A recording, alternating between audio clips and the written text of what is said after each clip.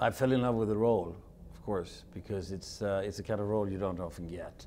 A character that is so extrovert, so obvious in everything, but also full of contradictions, and who just wants to do one thing basically. He wants to make money enough so he can drink and have sex, and everything that could disrupt that he's against. And this little boy that he adopts is of course disrupting this, and then he of course starts to love the boy.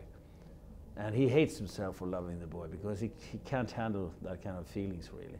And that's a contradiction that is interesting for me.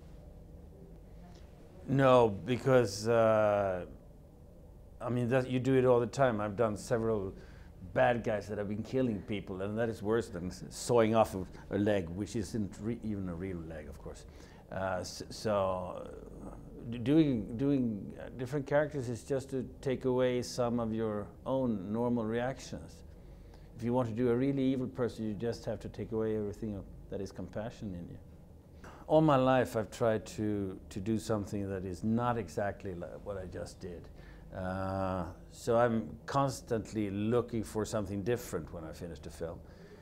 And by now I made like 90 films, and you're getting used to it.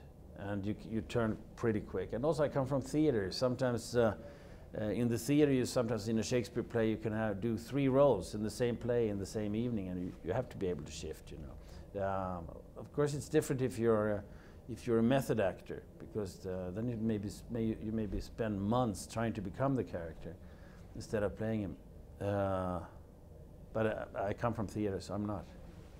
Philip, I like him a lot.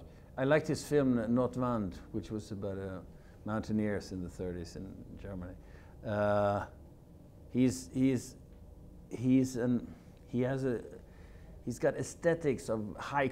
He needs aesthetic qualities. I mean, he loves art. He loves paintings, good paintings. He loves opera music, classical music, and I like his desire for that. But at the same time, he doesn't become stiff and cold and kill the life within his frames.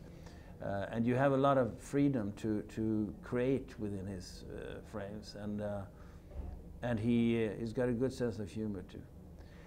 And he's also interesting because I don't think he can lie. It seems like he has to say the truth all the time. It depends. If it's a film that has a budget of $150 million, then it's different, because then the director doesn't have any power almost, because it's the executives and the bankers that sit beside him that runs the show, and the director can be kicked out next day and another comes in. The lower the budget, the more power to the director, and also the more artistic freedom. And the more courageous the film can be. So that's one advantage. That's why I also work with low-budget films. This is a mid-budget film, which is something rather rare these days. But it's Philip had a lot of freedom to do what he wanted, and he also, I mean, it is his film, which is very nice. Then when it comes, the big difference isn't between nationalities on the directors. It's between the size of the budgets usually, the sort of the commercial pressure on what you're doing. An American independent film or $3 million film, that's pretty much like a European one.